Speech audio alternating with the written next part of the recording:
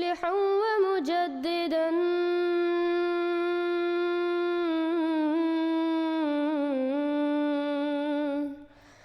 فارنوا بنذر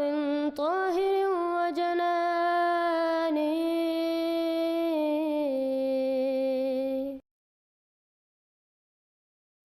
بسم الله الرحمن الرحيم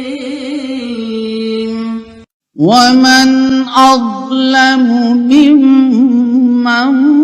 منع مساجد الله أن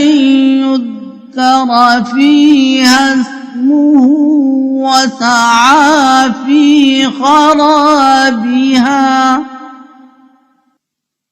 أولئك ما كان لهم أن يدخلوها إلا خائفين